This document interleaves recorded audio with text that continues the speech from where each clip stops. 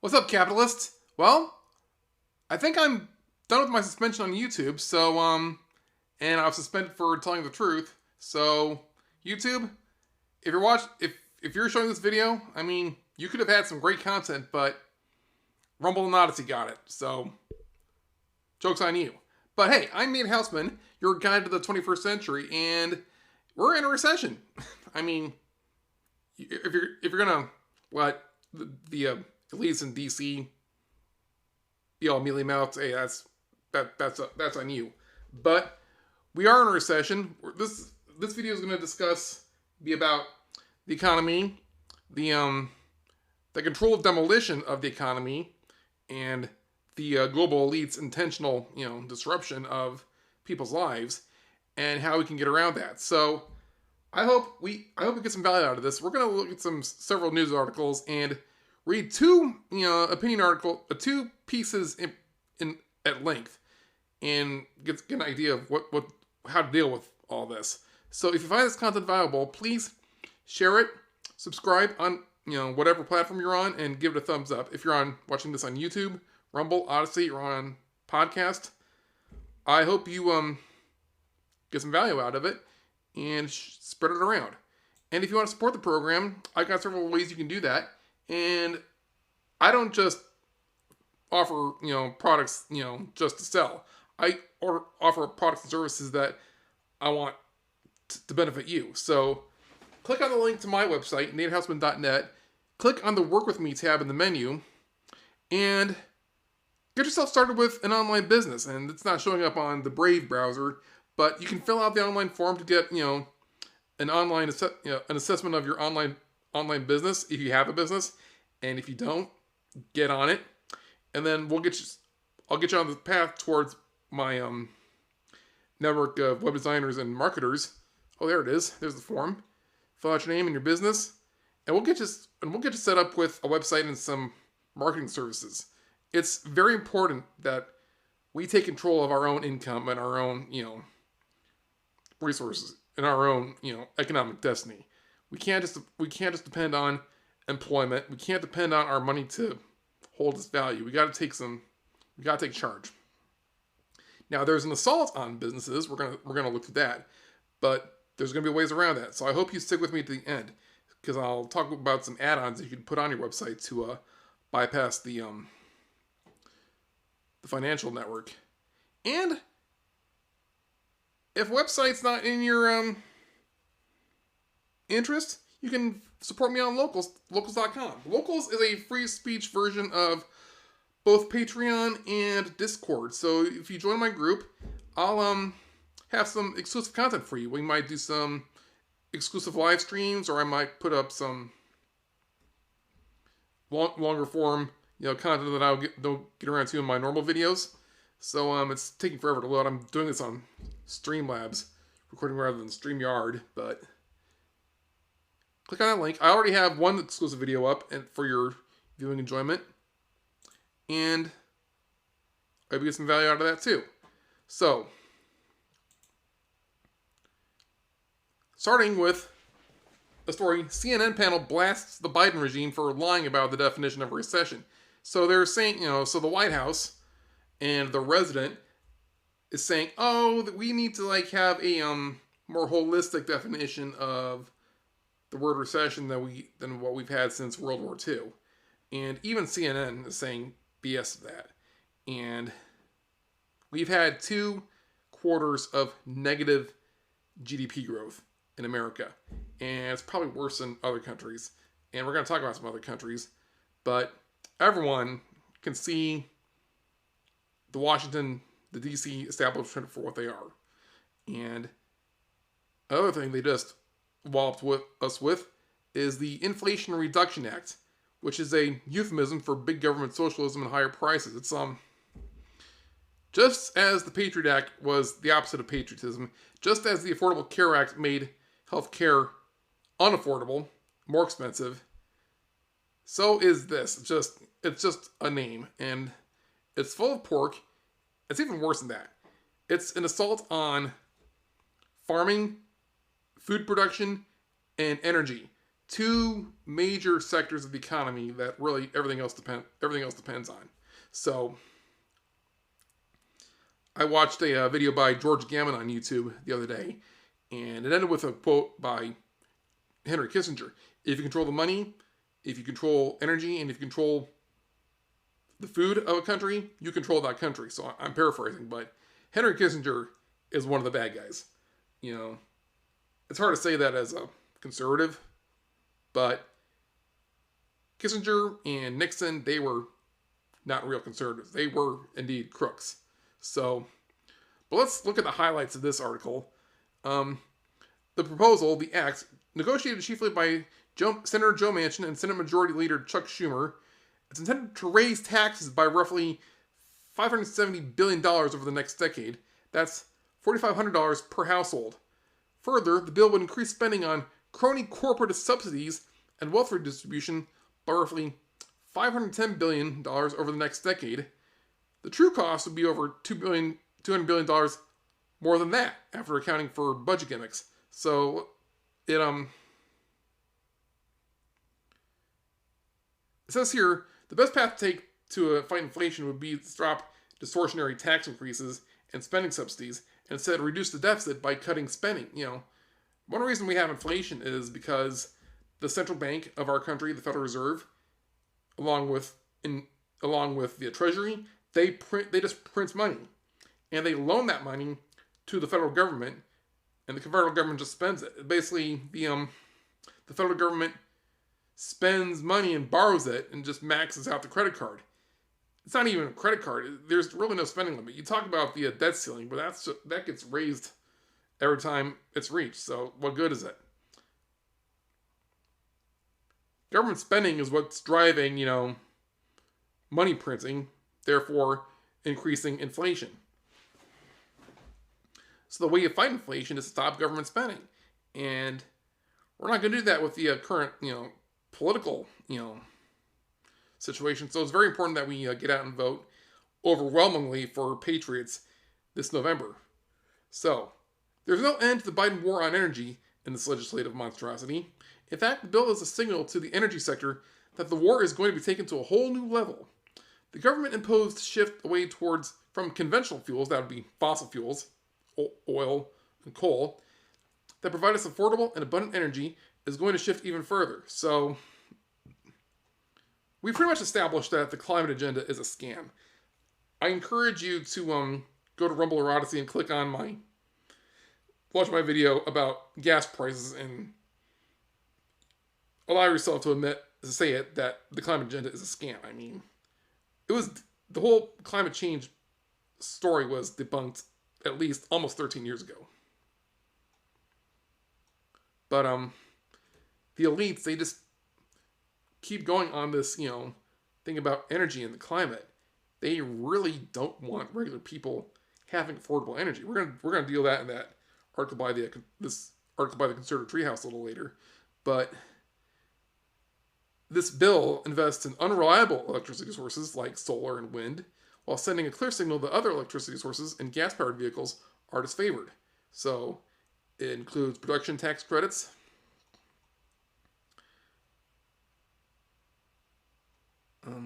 healthcare provisions. It's further tightening the grip of the government on U.S. healthcare. Like people talk about other countries having single-payer healthcare and what a great deal it is, what a great thing it is. Hell no. I mean, it's not any better than what we have in the States. I mean, you might have less expensive care, but you've got horrendous waiting periods for care. So I've talked to people from Canada and the UK. I used to do customer service for Medicare back in the early 2000s when we were rolling out the Medicare Part D. I actually talked to Canadian residents who were planning to move to the U.S. and they said, "Hey, Canada's healthcare is now what it's cracked up to be." So you do not want a big bureaucracy deciding what an entire healthcare industry is doing. You want it decentralized. You want to break up the huge corporate structures around maybe hospitals and support private practices. that's something that we really need to get on. Medicare negotiation. So, seniors only need to look at the Department of Veterans Affairs to see a version of government healthcare in practice. Seniors should expect less access to critical drugs and treatments than they have today, and everyone will be harmed by a lack of newer drugs and cures being developed as a result in the future. Get it out of your head that Big Pharma is capitalism out of control. Big Pharma is a joint venture between corporations and the government. Another minimum tax? Oh yeah.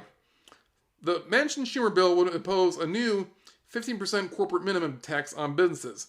Unlike the regular U.S. corporate income tax, which applies to taxable income, the new minimum tax would start from a taxpayer's financial statement income under U.S. financial accounting principles and would then apply to a complex series of adjustments to ultimately tax companies' adjusted financial statement income, which is a whole lot of gobbledygook, but it's probably meant to be confusing.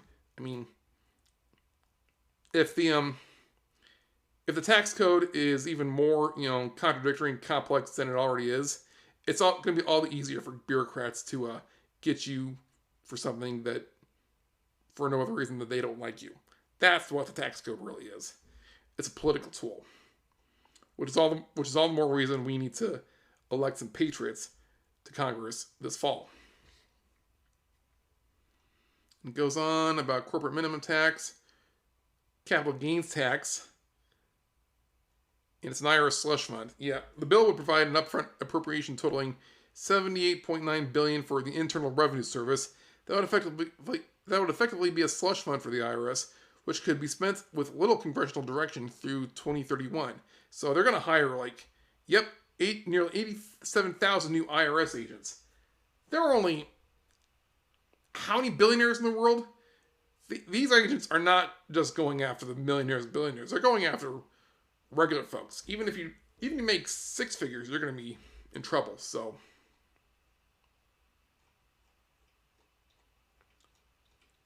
it's a mess. It's a boondoggle, and it just goes to show how desperate they are. Hey, I always say things only look bad because they're getting exposed, and the bad guys are losing their grip. They're getting desperate. So just keep the pressure on. So, a few articles kind of laying out what the global elite's plan is. The World Economic Forum says, ditch your car and save the planet. This is from Breitbart. There's also an article from Popular Science magazine, which these days is just a left-wing mouthpiece. The case for paying carbon taxes on unsustainable food. I'm not going to dignify this article by reading it, but it just kind of shows you where their thought process is at. There's an article from Breitbart about the government in Ireland targeting farmers. Government target farmers with carbon emission cuts of around 28%. And there's good old Canada, and Pierre Trudeau's wife's son, Justin Trudeau, trying to push, fertilizer emissions plans as soon as this article loads up.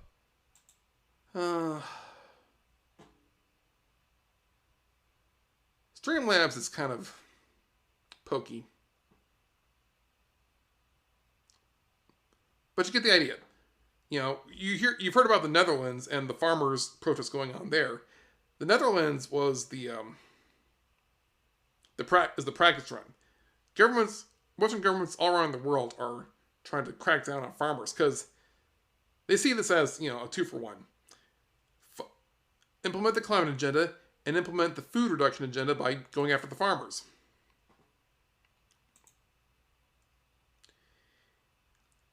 We're gonna see how the Dutch farmers are fighting back a little later. But here in the U.S., consumer confidence drops for the third consecutive month. This article was from last week, July 26th. I'm recording this in the wee hours of August 1st.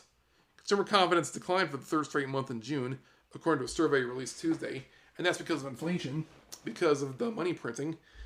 you hear about the Fed saying they're going to fight inflation by raising the interest rates.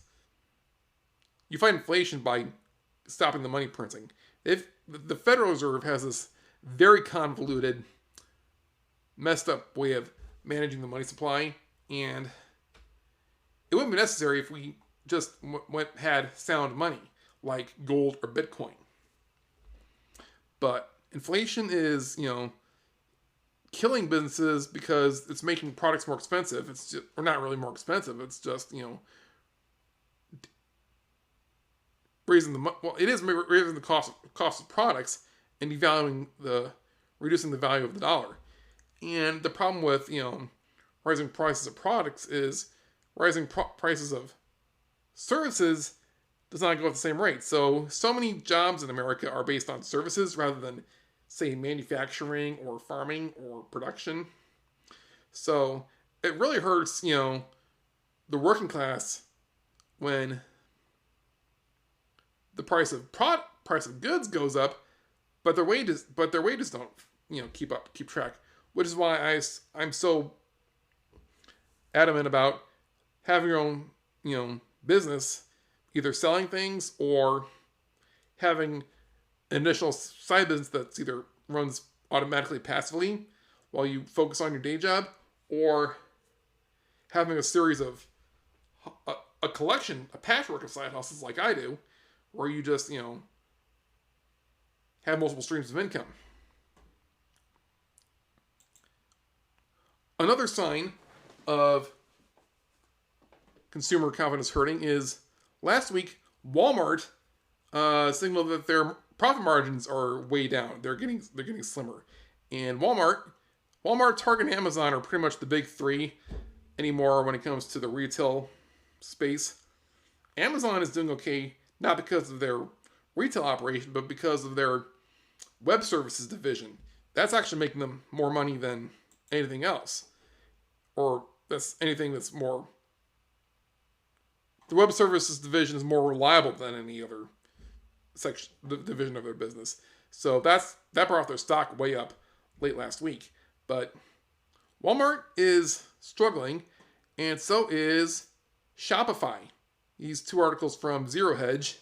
Shopify, the online platform for creating your own online business for regular people.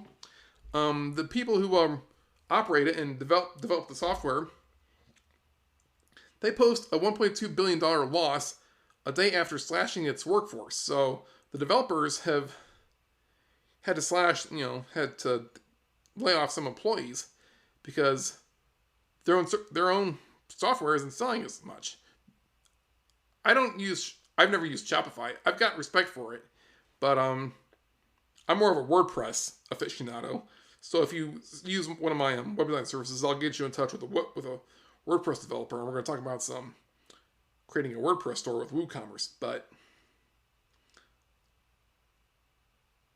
I do have respect for Shopify, and this hurts me to see. So the good thing about WordPress is it's more multi-purpose. You can make a website with WordPress that's based on any kind of business, service-based business like lawn care, pet sitting, consulting, or you can make an online store. You can even combine several businesses together. That's what I do. I sell products on my blog, and I sell services, and I post blog articles. So that's the great thing about WordPress. It's a little more, well-rounded.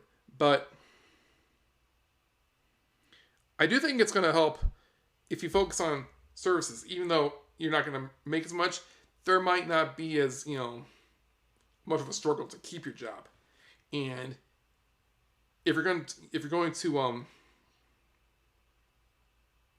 earn your living through services, put a little bit of money away into Bitcoin. I'll tell you how to do that a little later. But let's read one of those articles that I told you about that we would go through in detail. This is from the conservativetreehouse.com. The author is Sundance, and I'm going to read this whole article. The biggest problem. And this goes into why we have a problem with the economy. It's because we've got some corrupt, downright evil leaders who have taken control of the system. People often wonder why few solutions are presented for the significant challenges we face. Perhaps it's worth reminding everyone what the biggest challenge really is, and it has nothing to do with Joe Biden or our political system abusers.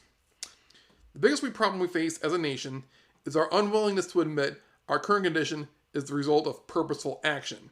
Cue the example of hashtag you fill in the blank, a visual demonstration. So, a tweet by Zero Hedge.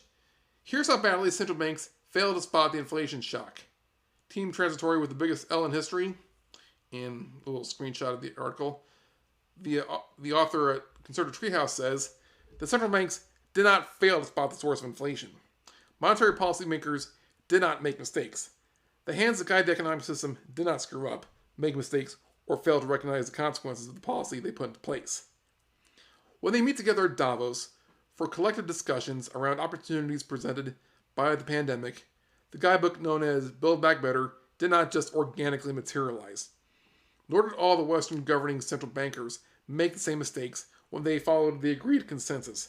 They knew from the outset the climate agenda would be a radical transformation of the global energy system, and as a result, the global economy. The central banks did not collectively fail to spot the inflation they were creating by lowering energy production, disincentivizing energy investment, limiting energy development, shifting policy away from new production, and generally breaking the traditional energy system finances.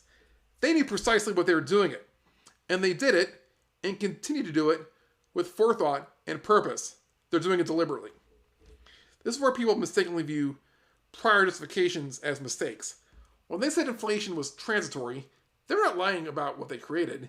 They were, however, obfuscating the link of the term transitory. Inflation is transitory from where and when it started in 2021, all the way to where and when windmills, solar panels, and clean energy will take over on fill in the date. That is the transition. These bankers, bureaucrats, and political leaders are not stupid, and factually their intelligence has absolutely nothing to do with the situation. These governing officials are ideologues, which is the worst kind of abuser you could ever encounter, because they justify their abuse of you as everything is for your own good. Their collective truth is all that matters.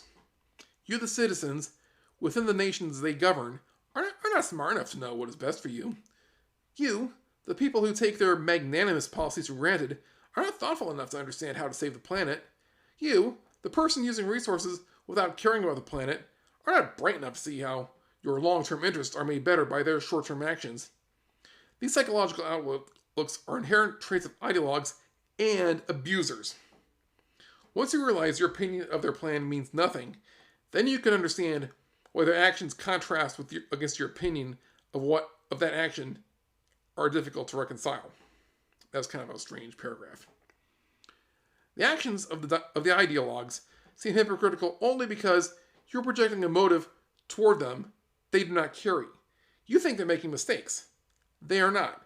You think they made the wrong assumptions in their policies. They do not. You think they're screwing up the economy. They are not. At least not according to the plan they have. They met, discussed, planned, organized, and collectively came to the decision that they would all act in synergy. Each individual taking the actions within his or her sphere of influence that would assist the larger agenda. Each government leader steering his or her internal policy in a direction that befits the larger collective need, regardless of domestic opinion. None of this was done by mistake. The Western central bankers all show up to the same conferences, symposiums, and discussions, and they all followed the exact same approach. Yet somehow we reconcile their collective and intentional outcomes as if they're making mistakes they will soon correct.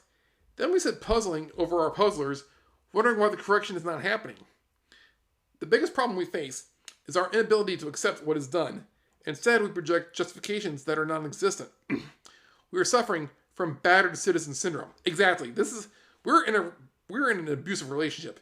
If you've been in an abusive relationship with, say, a romantic partner or a family member, or your coworkers or your boss, you should understand. You should recognize the patterns of behavior of these so-called elected leaders. These are abusive narcissists. They are psychopaths or sociopaths or Machiavellians. They have some sort of demented, dark personality disorder that makes them evil just in their DNA. These are bad people. Don't ever give them the benefit of the doubt again. We are learning just how sick and twisted they are. Continuing. We reconcile our economic collapse by saying they're getting the policies wrong. No, just stop. They're executing the policies exactly as they were planned from the outset. Your financial abuse is a feature, not a flaw of your abuser's behavior. The policies are working exactly as intended. The central banks did not fail to spot anything. They knew what was causing inflation, energy policy, and they needed to ignore it. Still do. They pretend higher costs are somehow weird demand side construct, despite no one buying much, in order to support the global Build Back Better climate change policy objective that will save future generations of mankind. The operational timeline is decades, not weeks or months.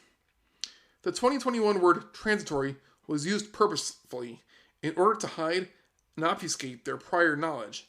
Bankers knew when they said it that transition was exactly what the BBB program called for, which was to delay any monetary rate increase as long as possible, allowing energy policy inflation to structurally embed. Once the bankers, ideologues, globalist World Economic Forum guides, and bureaucrats got fully supported climate change energy program, Build Back Better, to take hold globally as an economic control mechanism, no new production, then and only then did they modify their policy to support the second phase. Phase 2 is to reduce global economic activity to match the 2021 deficit energy production. That phase began in March of 2022. We are in phase 2 now.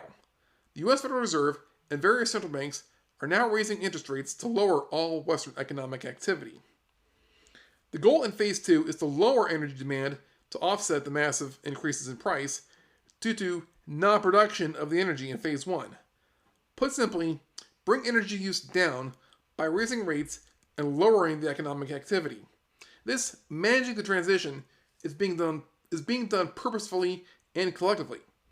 This is exactly what the Build Back Better agenda called for. They did not get anything wrong. They did not make mistakes.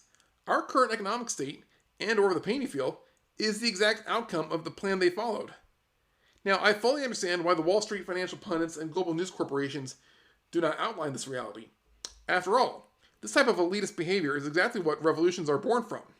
However, it's very frustrating that smart people on the pragmatic and practical side cannot see or accept the political roadmap for what it is. This is being done on purpose. They are not making mistakes. I don't care what you call it. This is the author saying it. Build Back Better, Green New Deal, the Great Reset, whatever. I simply don't care about the labels.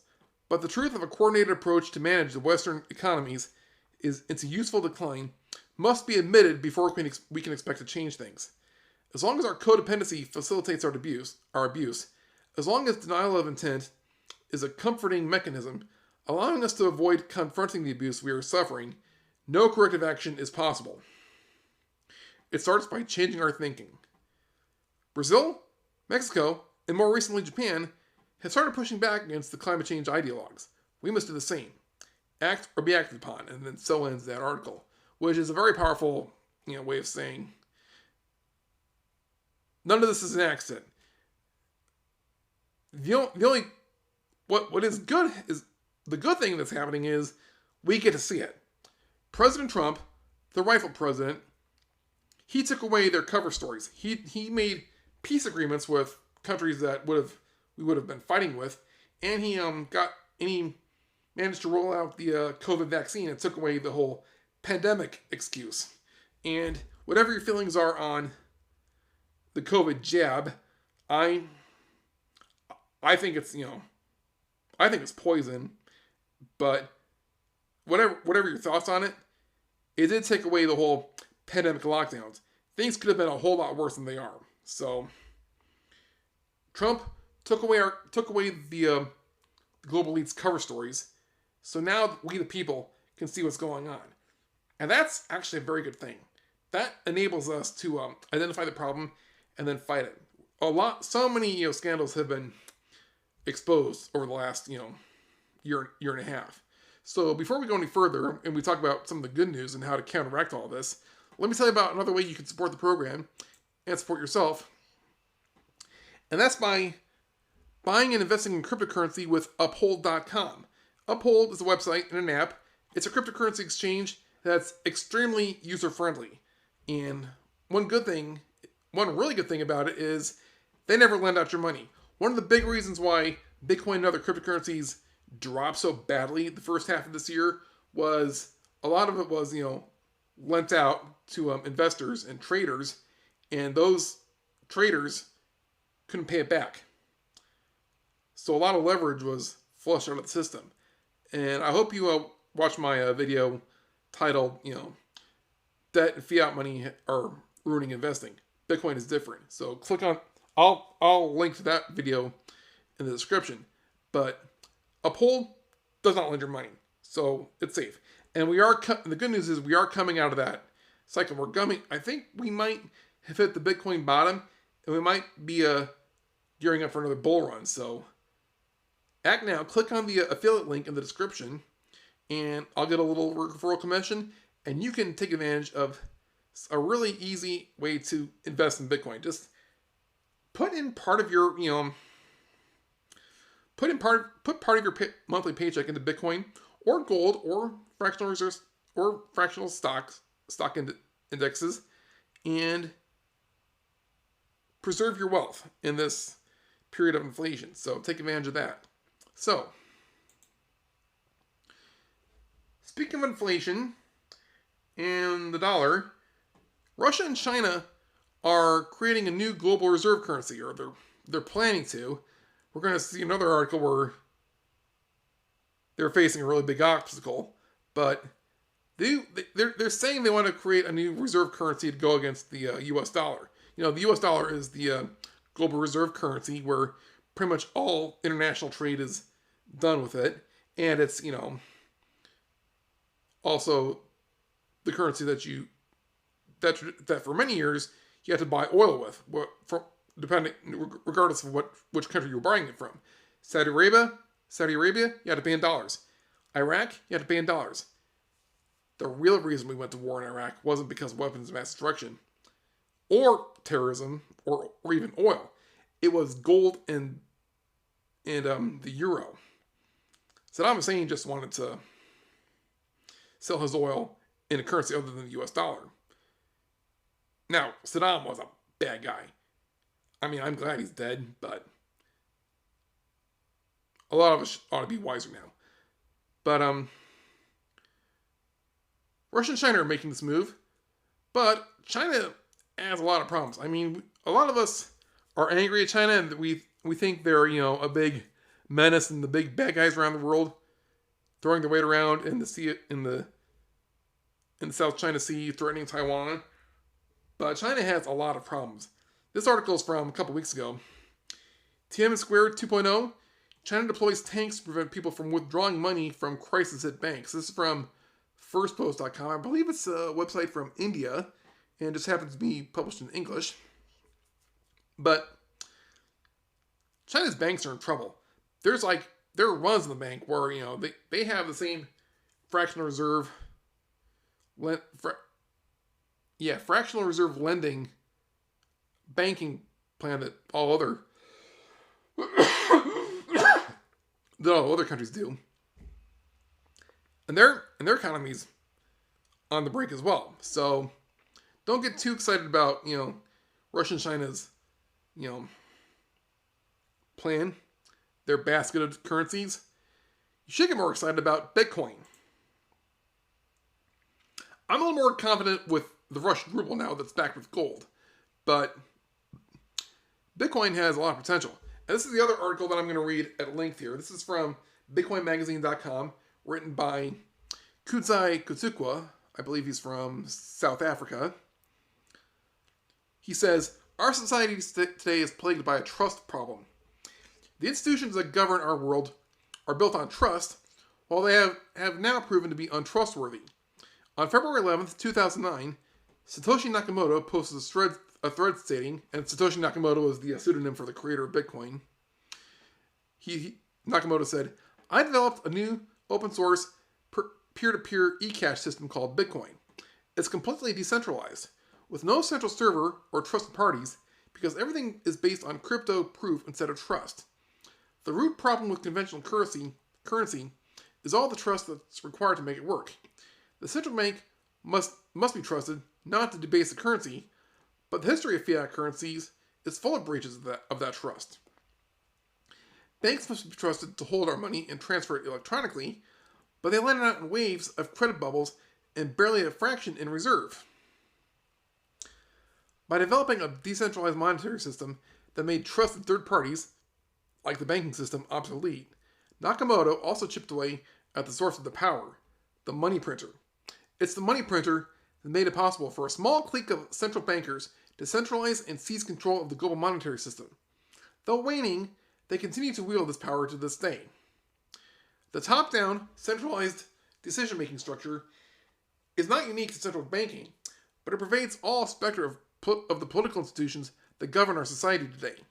The World Economic Forum, the Bank of International Settlements, the International Monetary Fund, the U.S. Federal Reserve, the European Central Bank, and the United Nations are but a few examples of the central planners of our day responsible for setting policy recommendations and regulatory frameworks that range from interest rates to carbon emissions. While for the most part, these organizations are credible and trustworthy, I think this author gives them way too much credit. More often than not, the policy recommendations they make create more harm than good when implemented at the community level. The recent example of this would be Sri Lanka, which is not only bankrupt, but is also experiencing hyperinflation and shortages of basic essentials such as food, fuel, and medicine. While this economic collapse was caused by numerous factors, one of the biggest factors behind Sri Lanka's demise is its support for the current thing, that is, prioritizing ESG compliance over food production. The Megazord acronym ESG, which is Environmental Societal Governance, is the brainchild of the United Nations. It stands for Environmental, Social, and Governance. It's meant to be a set of investment criteria that guide corporations and governments to further develop sustainable investments. Sri Lanka has an exceptional ESG score of 98, that trumps that of both Sweden, 96, and the US, 51. In order to achieve their ESG-inspired virtue signaling goal of being the first organic country, the government abruptly banned the use of chemical fertilizers in April of 2021. This led to a dramatic drop in yields across the board, and by the time the government realized their blunder and tried reversing course in November 2021, the damage had already been done. According to environmental activist Michael Schellenberger, 1/3 of Sri Lanka's farmlands were dormant in 2021 due to the fertilizer ban. Over 90% of Sri Lanka's farmers had used chemical fertilizers before they were banned. After they were banned, an astonishing 85% experienced crop losses. The numbers are shocking. After the fertilizer ban, rice production fell 20% and prices skyrocketed 50% in just 6 months. Sri Lanka had to import $450 million worth of rice despite having been self-sufficient in the grain just months earlier. The price of carrots and tomatoes rose 5-fold. While there are just 2 million farmers in Sri Lanka, 15 million of the country's 22 million people are directly or indirectly dependent on farming. The bigger question is, how on earth did Sri Lanka find itself in such a self-inflicted mess? The short answer is, they were ill-advised by the likes of the World Economic Forum to go down this path of protecting the environment at the expense of severely compromising their food security. ESG has officially collapsed its first country, just like the IMF structural adjustment programs did in the 1980s and 90s. In a 2016 article, penned in collaboration with the World Economic Forum, economist Joseph Stiglitz showered praise on Sri Lanka's overall economic development and wrote, "Given its education levels, Sri Lanka may be able to move directly into more technologically advanced sectors, high productivity organic farming, and higher-end tourism." It is this very prescription that has failed dismally, and the people of Sri Lanka are now facing the dire consequences of economic destruction, not experts like Joseph Stiglitz. What is suggested as a solution for the devastation caused by terrible ideas? More horrendous ideas from the institutions that caused the initial problem. In April 2022, As the government was negotiating with the IMF for a bailout, the United Nations Development Program doubled down by recommending that the Sri Lankan government should become a candidate for a debt-for-nature swap that would unlock debt relief in exchange for investing in a fixed sum of nature conservation. Furthermore, in May 2022, Sri Lanka signed onto a green finance taxonomy with the International Finance Corporation that, among other things, includes a commitment to organic fertilizers. It appears they're determined to hold the line in support of the current thing. Despite the apparent failure of these policies in Sri Lanka, the Dutch government also threw their hat into the ring and is actively pursuing similar policies. The Dutch government is aiming for a 50% reduction in overall nitrogen greenhouse gas emissions by 2030. A €25 billion nitrogen fund was set up to help farmers, voluntarily, to quit, relocate, or downsize their business, or make them more nature-friendly. That is, organic farming, just like in Sri Lanka.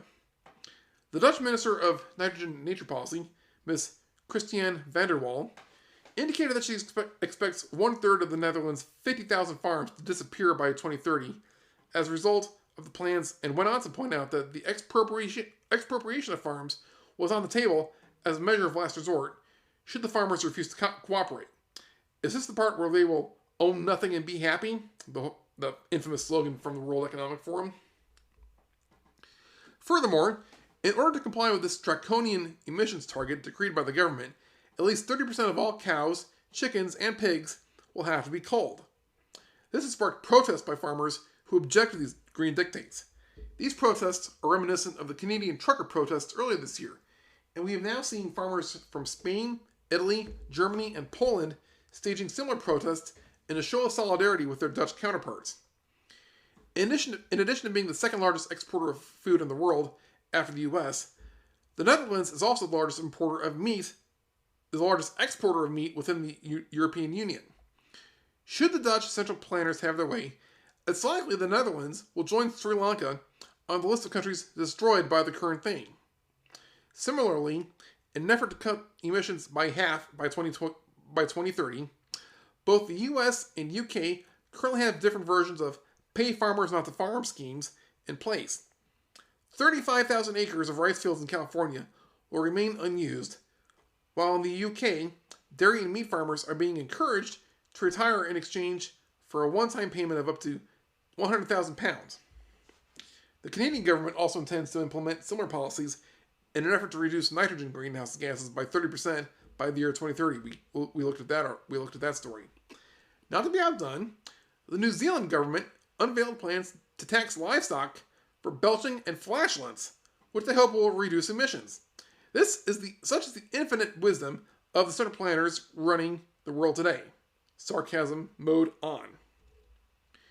On the surface, ESG virtue signaling may look like overzealous attempts by governments to obeisance to the current thing in meeting their emission targets. These policies do seem like deliberate attempts to massively shrink the farming sector while nationalizing agricultural land in the process. According to the UN, there's a looming food catastrophe around the corner. In a recent report, the World Food Program warned that 670 million people, on average, will be on the verge of starvation by the end of the decade. If this is true, why are governments around the world hindering the work of farmers? Because they're bad guys. I think the Conservative Treehouse, established that. While the World Economic Forum central planners are actively promoting climate-smart farming methods to make the full switch to net zero, nature-positive food systems by 2030, the catastrophe in Sri Lanka is proof that's a path that likely ends in disaster. While this approach works for smaller communities, as of today, organic farming alone is not enough to sustain large-scale farming. A full switch to organic farming would require more land use, something the Dutch don't have a lot of, and thus more agricultural inputs to match current production levels required to feed large urban populations. Ironically, organic farming is unsustainable both economically and environmentally. For example, a permanent transition to organic production in Sri Lanka would reduce yields of every major crop, about 30% for coconut, 50% for tea, 50% for corn, and 35% for rice. Why any sane government would embark on such a radical experiment is mind-boggling. Well, it'll make sense if you understand that these people are just sick in the head. According to Bloomberg, ESG is the fastest growing asset management class, which currently has $35 trillion assets under management and is expected to exceed $50 trillion by 2025. Despite sounding altruistic on the surface, ESG is actually a political metric that is used to indirectly control private companies by central planners through influencing the direction of capital flows to investments that they deem sustainable. It's a mechanism to further centralize capital markets in the hands of central planners who get to pick winners and losers based on adherence to a subjective and opaque criteria, instead of on the basis of value created. ESG is analogous to feudalism, in that an elite group of central planners and their cantillionaire cronies allocate capital to causes that further enrich themselves in the name of social good. This state of affairs is in stark contrast to Bitcoin, which upends this dynamic by guaranteeing inalienable property rights to all participants within the network, not just an elite few. In the same way that the Chinese Communist Party's social credit system scores an individual based on their allegiance to the state, corporate companies, as well as nation states, pledge their fealty to woke institutional investors and the Davos elite with their ESG scores. A lot more to this article, but this is good stuff. ESG is a mirror image of our fiat monetary system that distorts price signals within the economy, making it almost impossible to accurately measure which economic activities are creating the most value.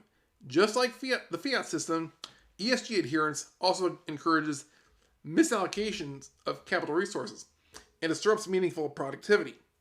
Ernst & Young also point out that ESG is not only confusing and opaque, but also vulnerable to rampant greenwashing. With this in mind, it's astonishing that sovereign states are jostling over each other to obtain higher ESG scores by implementing policies that are self-destructive. How can an unjust monetary system produce a just society? Or as Jeff Booth puts it in his Price Tomorrow book, how is it possible to solve climate change from an economic system that requires inflation? Any nation or company that destroys its productive capacity will collapse no matter how high their ESG score is. Okay, a tweet by Mark Andreessen. The plan. Energy funds will invest in defense companies to make the weapons required to fight wars with hostile regimes we buy energy from, because ESG funds won't invest in energy companies. So, continuing on with the article here. In his classic essay, The Use of Knowledge in Society, the renowned Austrian economist Friedrich Hayek wrote, "The economic problem of society is thus not merely a problem of how to allocate given resources, if given is taken to mean given to a single mind which deliberately solves the problem set by these data. It's rather a problem of how to secure the best use of resources known to any of the members of society, for ends whose relative importance only these individuals know. Or, to put it briefly, it's a problem of utilization of knowledge which is not given to anyone in its totality." Which is kind of a verbose way of saying central planners can't know what every individual wants or needs. Only the individuals know that. Central planners are not omniscient and therefore cannot accurately steer an entire economy that is composed of an infinite complex systemic interactions that each require specialized knowledge. Knowledge which isn't resident in any single individual or institution. Despite this obvious fact, a handful of central planners are slowly collapsing food production with their policies that do not factor in the unintended consequences of their decisions. The consequences are intended, all right. These people just hate the fact that regular people have lives. As a fully decentralized system, Bitcoin is the antithesis of central planning. It didn't just become the beacon of a more just financial system, but it represents a more superior governance model. Thanks to proof of work, which is what Bitcoin runs on, all the nodes in the Bitcoin network are able to arrive at the same truth independently without a central authority's coordination. The true embodiment of rules without rulers. Our current financial system is fueled by credit expansion and consumption. Such a system requires exponential growth to sustain itself. The end result is that the money supply continues to expand and money gradually loses its ability to coordinate economic activities efficiently. price signals are mutilated in the process, thus erecting an economic Tower of Babel. Just a few more paragraphs here. ESG is an attack vector that gains control of capital markets through this endless manipulation of money. The monetary policies that are being pursued globally by central planners are at odds with technological gains that would result in lower prices of goods over time. Instead, society is being kept on the treadmill of ever-increasing prices that require more consumption and more production ad infinitum in order to protect a credit-based system that would otherwise implode. Please see my video titled, Why We're Caught in the Rat Race. There's more debt than money. That might be one of the most important videos I've ever done. Political metrics like ESG do not hold sway over Bitcoin because it's a monetary system that is anchored in objective truth. This opens up the room for capital allocation based solely on economic potential and value created, as opposed to woke capital allocation. Degrowth strategies, top-down decentralized management of resources, and control of capital allocation via ESG are features, not bugs, of the current financial system. Countries like Sri Lanka are prime examples of the destruction ESG has caused. I'm just going to skip to the last two paragraphs. The time has come for the creation of Bitcoin circular economies and for us to support our farmers in order to protect our food systems from Malthusian central planners. And Malthusian means they want to decrease, they want to Thanos snap the population. Even more than that. Instead of bowing to their zero-sum worldview, trade groups like the Beef Initiative should become the norm. These Bitcoin-based commodity markets and or exchanges can also play a big role in providing farmers with access to global markets in a frictionless manner. In addition, orange-pilling nation states is now more important than ever for two major reasons. First, it'll give nations alternatives for raising capital, like the volcano bonds, that are not tied to woke capital with diabolical strings attached. Second, it'll produce examples in the prosperity of a nation with sound money that can achieve. Samson Mao and Jan 3 are doing great work on this front, but there is room for more to join. In conclusion, should current trends of kowtowing to ESG by governments continue, Sri Lanka will end up being a harbinger of larger things to come in the months ahead. So, Beef Initiative. I'm going to link to that in the description as well, because that sounds very interesting. That sounds like another example of the parallel economy, which we're going to get into quite a bit here. So, and moving on, we got a few more articles to look at. And one of these is the story, Dutch farmers are looking to Bitcoin as government continues the crackdown. So, this is from thenewamerican.com. And I'm just waiting for the page to load. But Dutch farmers understand that their illegitimate government is after their land and it's after their money. So they're putting their money in Bitcoin. As farmers in the Netherlands continue their ordeal with the government, some are looking to Bitcoin as a way of protecting their money. Let's see here. Boris Van de Ven addressed the ongoing protests in this country, which now reach their fourth week as farmers speak out against government emissions regulations that put many of them out of business. He says, I was surprised by the farmers that I've talked to that most of them have heard of Bitcoin, are aware of it, and are very much aware of the problems they are facing, Van de Ven told Bitcoin Magazine. He added, the farmers are financially savvy and understand the solution that Bitcoin brings. De Ven said, there have been a growing number of Bitcoin podcasts and meetups in the Netherlands. If the government starts freezing bank accounts, Bitcoin will be there immediately, he said, going on to warn about the looming danger of central bank digital currencies. So, if you remember the trucker convoy earlier this year in February in Canada, you might have heard that the Canadian government decided to freeze a lot of people's bank accounts. That's probably the best endorsement for Bitcoin I've ever seen. I mean, if banks can decide you don't have access, you don't have a right to your money, then you need to be your own bank. Get like a digital, get like a hard storage wallet, like a what's the one? You can get like you can get Bitcoin wallets that are like only so big that you can carry in your pocket. You only need to learn like a phrase of like maybe 16 keywords, and then you'll be able to basically have control of your own money. And you can also, buy and sell on Uphold. That's one way, the Dutch farmers are getting around the system. They're starting to create their own parallel economy. Things are happening in the U.S. as well. This is from CoinDesk. There's a story. The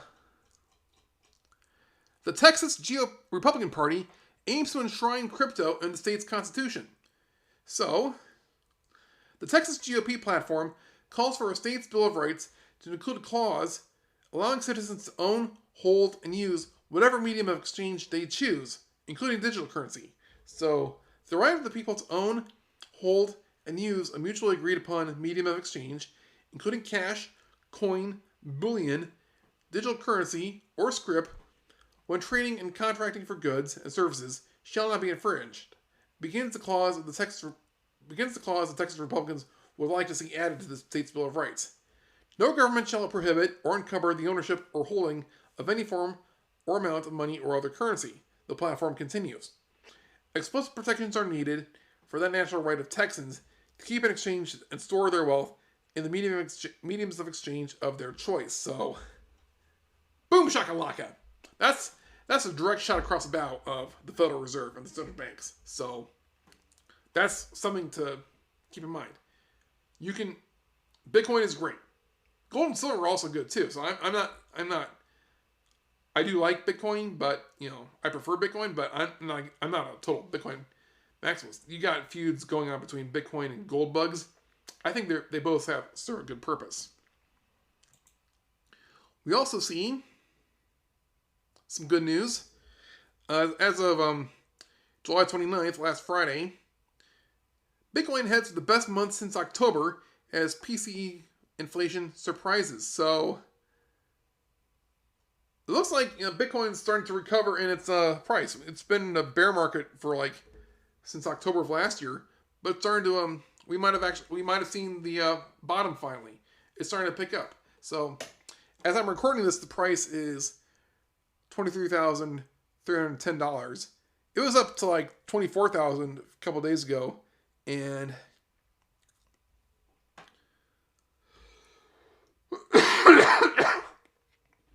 while I do trade Bitcoin and Forex, the best investment strategy for Bitcoin is dollar cost averaging. Just put in, a little bit of your paycheck into Bitcoin every day or every time you get a paycheck, and just let it grow over time. Time in the market beats timing the market. There are guides on YouTube on how to, read the charts and, trade pretty successfully.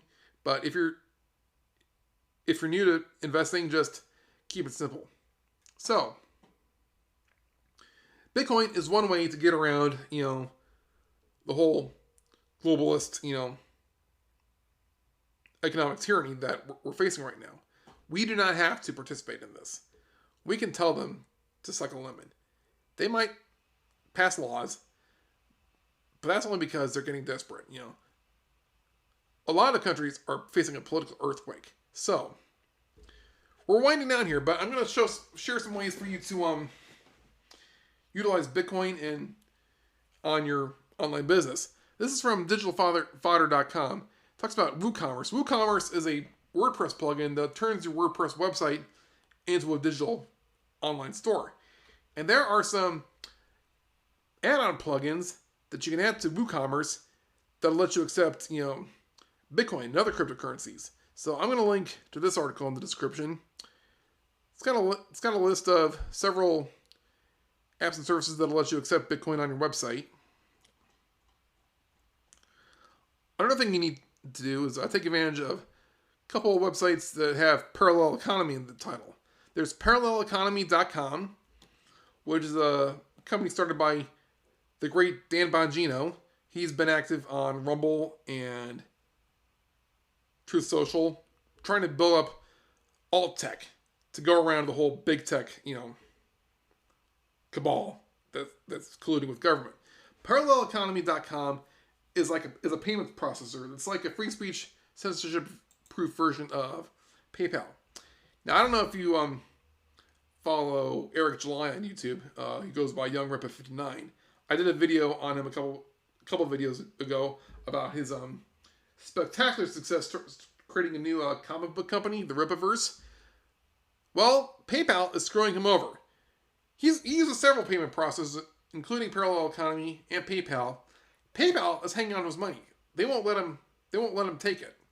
You know, he's been selling pre-orders of his first comic book, and he's on his way to like $4 million in sales. But PayPal is censoring him. So the time is coming where we need to give PayPal the boot and give Parallel Economy a try, so you can like apply and insert the code to your website. Another website I think I'm going to follow more often is ParallelEconomies.com. This is Parallel Economies plural. It's a blog that highlights small businesses around the world, around the United States that deserve our support. And lastly, I'm going to mention Salty Cracker. He's got he's making titanic progress on Rumble and Odyssey. I mean, he's big on YouTube, but he's blowing up on Rumble as a content creator. His website, saltmustflow.com, he lists he kind of has an advertising page where a lot of based and patriot small businesses can advertise, and I think it's worth just going to his website and seeing what other free speech businesses there are that you can support and can support you. So go ahead and take advantage of that. And